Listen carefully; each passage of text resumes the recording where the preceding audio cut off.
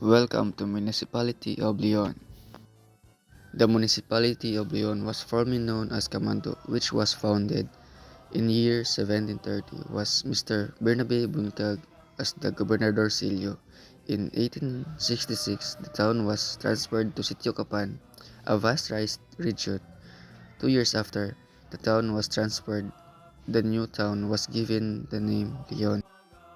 There were two versions how the town was named. It delivered its name from the first name of one prominent member of Principalia, Capitan Leon, and the other that name was Leon was given in the honor of the city of Leon in Spain, the place where the parish priest of the town, Father Agustin Castro, came from.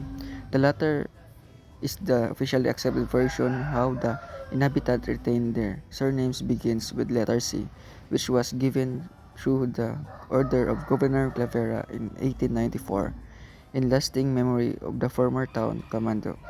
In 1905, during American regime, the municipality of Leon, Alimujan, and San Miguel were fused into municipality with Leon as the seat of government under Mr.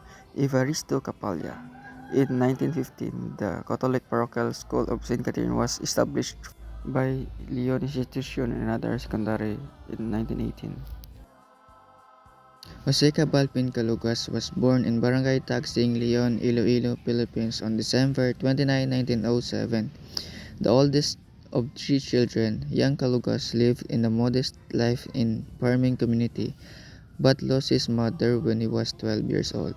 At the age of 23, he joined the Philippine Scouts, a special unit comprised of Filipino who would serve under the occupying American forces. He went to Camp Seal, Oklahoma, where we went through basic training them to artillery training. After completion, he was assigned to the 24th Artillery Regiment in the Philippine Scouts and posted on Port Stuttenberg, Pampanga, in Philippines. Lucas was part of an infamous Bataan Death March which survived and spent nearly 8 months at Camp O'Neill, where his malnourished body was frequently beaten. In January 1943, he was released to work in Japanese in rice mill. The liberation of the Philippines, Calugas was presented with his Medal of Honor at a ceremony where it was placed around his neck by Major General Richard J. Marshall, commanding general of United States Army Force in Far East. On April 30, 1945, after the war in 1947, he was assigned to the 45th Infantry Regiment, serving occupation duty on Okinawa. The municipality has land area of 163.97 square kilometers or 63.31 square miles, which constitute 3.28% of Iloilo total area. Its population as determined by 2020 census was 51,990. This represented 2.53% total population of Iloilo province or 0.65 of overall population of Western Visayas region. Based on these figures, the population density compute at 317 inhabitants per square kilometer or 821 inhabitants per square mile. It bounded by municipality of Alimujan in the north, San Miguel in the east, Tibawan and Tubungan in the south, and San Romeo Antique in the west. Leon is landlocked municipality in coastal province of Iloilo.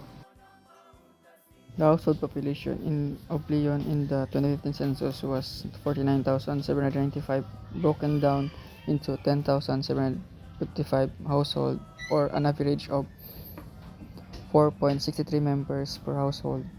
According to 2015 census, the age group with highest population in Leon is 10 to 14 with 4,725 individuals. Conversely, the group with the lowest population is 80 and over with 859 individuals. The population of Leon grew from 10,277 in 1903 to 51,990 in 2020, as an increase of 41,713 people over course of 117 years. The latest census figures in 2020 denote positive growth rate of 0.88% or an increase of 2,115 people from the previous population of 49,875 in 2015. Enduro Festival. It's a yearly sensational social introduction in the municipality of Leon, 2nd District, Province of Iloilo, Philippines that distinction of the trading of Pueblo del Comando, old site of an era Sitio Capan, present site of the local. It's a week occasion that incorporates nourishment, celebration, exchanging fairs.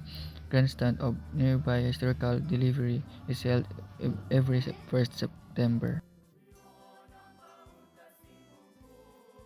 Kaing is used to be containers of products of Leon. It's said to symbolize the prosperity of the municipality.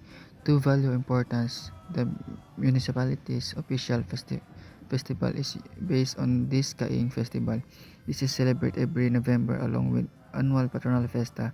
Once the activity is held is the tribal competition, and the winner tribe was sent to Kasadjan Festival of Province of Iloilo, where the largest Kaing was ever made to this purpose. It was a course through the collaborative effort shared by almost all of the Kaing makers and Barangay Isya Norte. The said tribals group are actually given pride to all Leonians for they own some award during provincial competition.